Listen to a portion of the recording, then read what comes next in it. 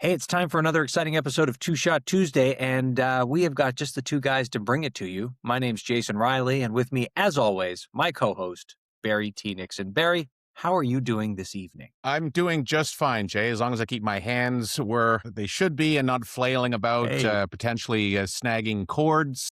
yeah, Life is good, my friend. Life is very whatever, good. whatever you snag off camera's up to you. But Thank you. on camera, we got to talk about something important because we are recording this a bit earlier than when it's going to be released because we're getting around some trips that we've got coming up. So we have just Hmm. come through. It's now a few weeks in the past for many of our listeners and viewers. Snowmageddon, you could call it My God. Snowmageddon, Yeah. Toronto's heaviest snowfall in history. And you and I both survived it. Barry, how did you get by with Snowmageddon? It was actually pretty easy living in a condo. Yeah. You just shut the door and that's it. And it just kind of goes away. I don't have to do any shoveling. I didn't have to do anything. I didn't have to take the car out. I mean, Linda and I stocked up in advance of Snowmageddon. So Yep. I opened the fridge. It was loaded with food. The liquor cabinet is always well stocked in the newsroom, as you well know, but it was even more. It was almost like in preparation for end of days. So we were good. We had no problem at all. How about you? Well, you did send me a picture of after you were shoveling at the mini mansion, and that snowbank was about the Huge. same height as you. And now it's taller than me, but it is, Jesus. yeah, we did not get off as easy as vertical living. There was Yeah. plenty of shoveling, but just like you, went out first thing in the morning, picked up some treats, some food, and made sure Yeah. that we were, well sugared up and salted up so Yeah. that we got our And fuel. And fatted up. yeah, we just went out every couple of hours and we shoveled. And every time we went out, there was more than the last time. Like it was always over our boots. There was tons of it. In fact, just today, we're now Tuesday, we're a couple days out. I finally carved out enough to reveal the entire width of our driveway. But it's the good thing is it's very light snow, so it's easy to throw around. But I was literally Yeah. walking with shovels full because I couldn't throw any higher. I'm out of height to be able to throw this stuff. And we don't have a huge lawn, as you know. There's not in downtown Toronto. There's not a lot of huge lawns anyway. But we got through it, and it was interesting. It's I'm glad awesome. we kept up with it all day. It was on Sunday. We just not many people were going out multiple times during the day, but we did, and we stayed ahead of it, so we didn't have a gigantic amount to have to deal with at once. I have a suggestion for Yeah. a future upgrade to the mini mansion. Are you ready for What's that? this? Yeah, A heated driveway. Your I don't. driveway's not that big, but if it were heated, it would eliminate this madness of multiple shovels in a day, and you and Aldo could just be sitting, looking out your window, laughing at your neighbors who are having to suffer through. I wonder what that would cost. Let me go ahead and get you a quote, and then you can, decide on it. Maybe for the next couple of years, it might be something you might want to look at Yeah. because you don't have a huge driveway. It's But huge. What do you wouldn't it mean be we don't? nice? It's massive. It's so long. You're only thinking of the front part. There's the entire back part that has to melt in. You could fit 4 cars on this thing. 4 cars? I've been to Yes, your it's place. very deep. You obviously haven't walked down the 4 side of my house. minis, maybe. We'll talk about this another time Okay. because we're taking up a lot of Offline, time. but I Yeah, think it's a great offline. idea Okay, for a great. future addition to the mini Okay. mansion. Thanks. As you age, Jake, Yeah. when you're 70, you're not going to want to be shoveling unless you want to pay a neighborhood kid. Trouble is, there are no kids in your area. It's mostly No, older we're the people. kids. Yeah. Yeah, Um, yeah. Anyway, So anyway, maybe if you want to get into our PayPal or our Patreon account, you can help contribute toward this heated driveway let's go. ambition that Barry has for me. I would be happy to make the first donation. We've got a format on the show, and before we leap into some huge movie reviews that we're going to cover off today, Yeah. let's go to shot number 1. Barry, what do you Let's have do it. for us? I'm pretty much, this is maybe 2 or 3 shots left to go of the 12-year from Bushmills. It's a fabulous whiskey, as you know. I can't get enough. That's what I'm having. What about yourself, Jay? I'm going to crack open a fresh can of Fuse Zero Sugar Iced Tea. Let me tell Okay. our viewers and listeners that as we record this, it is January 27th. This is the final Tuesday of Dry January, which I have been doing for the entire month successfully. Unbelievable, man. You really do deserve kudos for that. While your January has been dry, mine has been absolutely sopping wet. And here's to you and our And viewers. you. Delicious. Yeah. I look forward to our Sopping, Jay. upcoming hangout when I will be having alcohol in February when we get to meet and we go for potentially the best wings in the city is what you have found for us. Yeah. It's a place called Crown and Dragon, if I remember correctly. And It's been I there saw, forever. yeah. And I Yeah. came across on Instagram, some guy uploaded a Instagram reel, and he was showing the wings. They look insanely big, and there's a bunch of sauces that I know you will avoid like the Yeah. plague, but I think you can get dry. You can get them sauce on the side, I like a whatever. sauce, just the right kind of sauce for me. Yeah, nothing white. It's got to be at Nothing white, least. no dipping sauce. Yeah, no No. blue cheese dip, none of that. Get I rid don't of want that. ranch, no ranch, but buffalo No. sauce, hot sauce, all that. Sign me up. Bring me in for that. I'm good for that. If it's Okay. And some of it is breaded, some of those wings as well. So we're going to be looking forward to that. I know you don't like the breaded as much. I do. That's fine. That's where we differ. And that's why we bring a full rounded perspective to the show. That's what we do. That's what we do.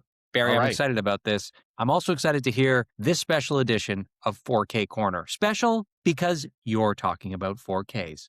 Yeah, I mean, it's probably people are tired of it, but I'm going to keep going, and I got a couple of new ones to talk about, and I have them right here just so you can see.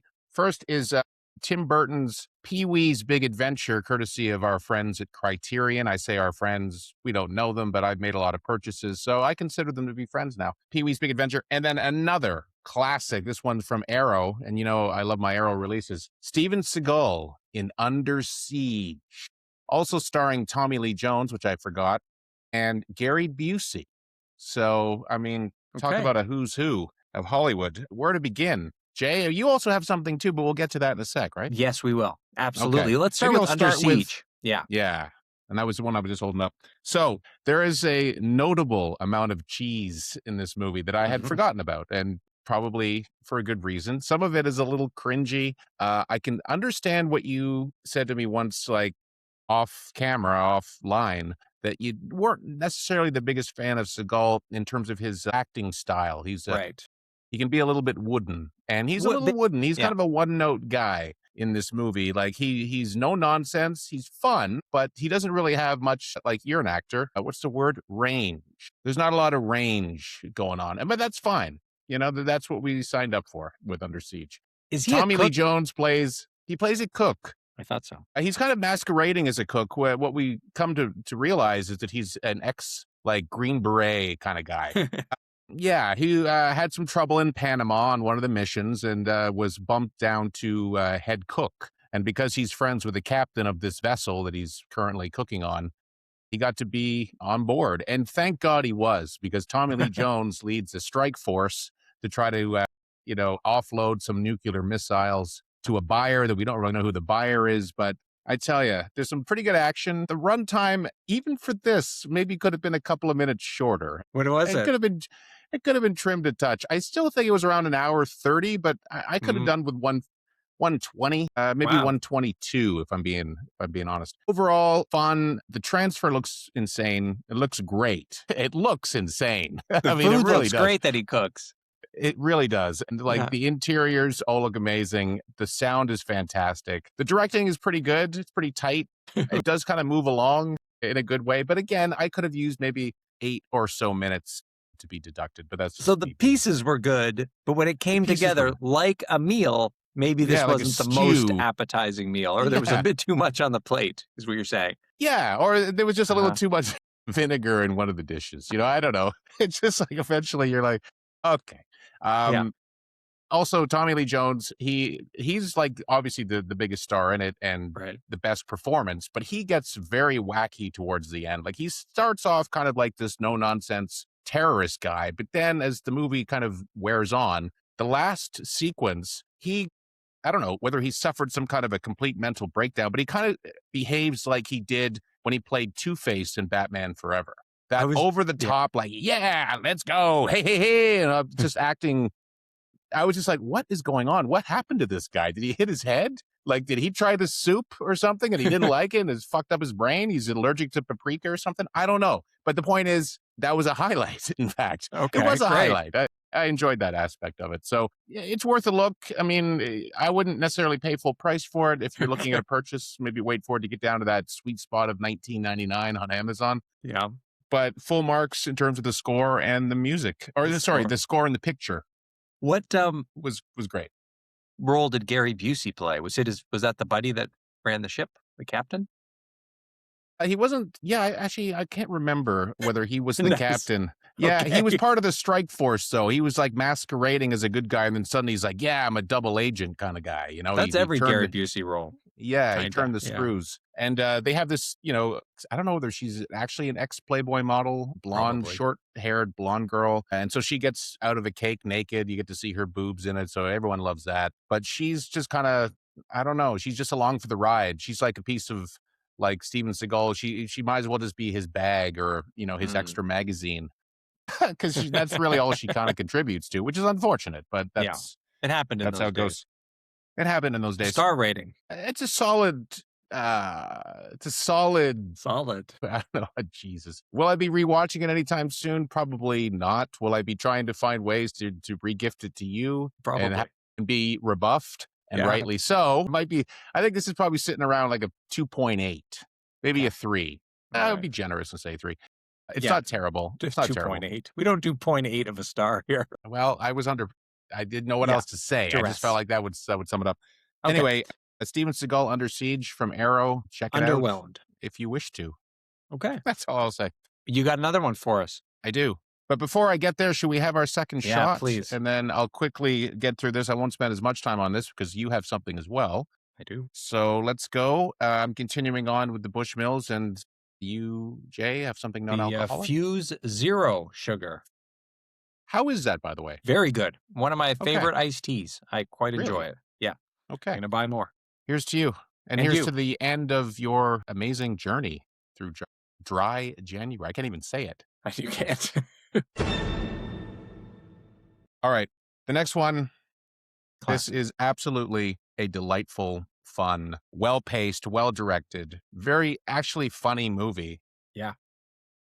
And just has like so many adorable qualities, and it holds up amazing. But that's not what we're here to talk about necessarily. The movie itself, The Transfer. This is like easily one of the best of. Well, I guess it's 20. It came out at the end of 25. In 25, this is definitely one of the better ones. It looks insanely good. The details in Pee-wee's house, because you know how it's a little chaotic, also a little eclectic in terms of his style. Yeah. You see everything, Nice. like things on the floor you didn't notice before. Things like when he's making the breakfast and the machines are all working, you see details you didn't see before. So it's insanely good transfer, as you'd expect from Criterion. And it was just a really fun revisit. I hadn't watched it in years, and it just really clips by. Like there's no spots where I was thinking, man, when is this going to wrap up?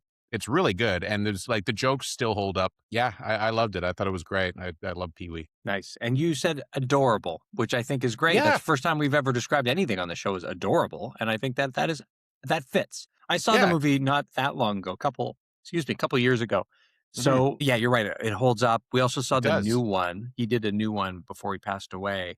He did? I think Netflix. Yeah, like okay, I haven't seen that one. It's really funny too. Like it's really quite funny. Yeah, he did it. I think it's on Netflix. I'm pretty sure it's on Netflix. This is a perfect 5 out of 5, man. You could show Pee-wee's Big Adventure to anyone. An 80-year-old guy or woman would enjoy it as much as somebody who's 7. Like it really does. It's truly timeless. And yeah, Phil Hartman obviously pops up at the end. He makes a cameo. And I just love it when they're like shooting the movie of Pee-wee's Big Adventure and they like dub his voice. You know, they cast this sort of macho guy. It's just so good. And he's fighting ninjas in the movie at the end. But the whole thing is great. And, you know, the scene with him and when he's in like the Tyrannosaurus Rex, like, remember he goes to a diner and he doesn't have his wallet with him. And so he has to wash dishes and he ends up meeting Simone. Yeah, Simone. And she's like, oh, watch the sunrise with me. So they go up inside this T-Rex and they watch it. And then the boyfriend, Andy, comes and freaks out. Yeah. And chases him onto the train. Anyway. Very funny. Good description. Great sequence. I thought that was delightful. It was so fun. Nice. And then eventually, you know, there's a hobo on board. He's singing songs and Pee-wee eventually gets so tired, he just jumps off the train and boom, he happens to be in El Paso at the Alamo, which is convenient. That's where he was looking to go. Perfect. Amazing. 5 out of 5. Love it. There you go. Nice. Yep. All right. Before we wrap up, I've got one as well. It's not a 4K. This is a total review episode. But I had to go Blu-ray on this one because it was a series from 1980. Barry, when I said I placed this order, I sent you a text saying, you're the first person that's going to see this and you're going to have no idea what I just bought. True to form, you had no idea. I picked up a classic cartoon, Thundarr the Barbarian, the Warner Brothers Archive collection in stunning Blu-ray. It ran 2 seasons. Such a great show. When I was a kid, I didn't get it and I didn't love it, but I was reading the reviews about how great this Blu-ray was, and it is Hmm. totally cleaned up. It's kind of one of those cartoons where it's not so cutesy. Like there's not a lot of jokes. There's like death. So what happens is in 1994, the moon cracks and the entire world is laid waste. And then 2,000 Shit. years later, now there's barbarians and there's magicians. It's got kind of a Planet of the Apes kind of vibe to it. And there's Thundarr, Wow. and there's a like this she's a sorceress, and then there's this guy who's kind of like the Chewbacca of the group, because keep in mind 1980, very Star Wars vibe. Yeah, And yeah, yeah. every episode so far, I've watched the first 8 episodes, which is a lot for me to watch in one sitting, as you know, or in Yeah. one How long are weekend. they each? How long are they each? Like 30? 20 minutes. 20 Okay. minutes without commercials. They always go somewhere where there's a destroyed, like they were in destroyed Manhattan, and then they were at a destroyed NASA center. And then there was one where Shit. they were at what's with the 4 presidents' heads there, the carved Mount Rushmore. Mount Rushmore. They're on Mount Rushmore. It's all dilapidated. So they're always going somewhere where it's been somewhere from the old world. They were just in Vegas. So they had a great time in I Vegas. love it. Yeah, did So, they? Yeah, there were some shenanigans going on. Yeah, yeah. But the reason I like it is there are classic comic book creators. Jack Kirby is one. There's a guy, Alex Toth, who created the show. And they were classic comic book characters. And so you can just see the imagination, the style comes through. And yeah, it was taken pretty seriously. So as a kid, I didn't get it so much because I liked kind of the funnier type stuff. But now I super appreciate it. I loved it. And I'm going to blast through the rest of this. Oh, so that's the complete series, both seasons 1 and 2 in that Yeah. set. Cleaned Is it up 16:9, or you got the black bars on the right and left? Is it a 4:3 presentation? black bars, because that's how it was originally presented. So they preserved Okay. the original aspect ratio.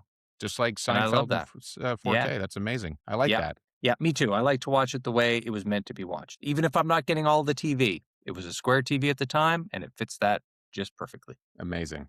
Well, I think that's our episode for this week, Jay. Like you said, total review heavy. We both brought something to the table this week, and I think our audience got something out of this. I hope so. Anyway, and if you're thinking Pee-wee, just go ahead and blind buy. If you've never seen it, blind buy. Yeah. I wouldn't say the same thing for Under Siege. I would say blind rent, but Blind rent. the light is yellow, so just you exercise caution. And Thundarr, 5 out of 5, I'm giving it. So if you like classic cartoons, you could do a lot worse than treat yourself to this Thundarr the Barbarian 3-disc set. Amazing.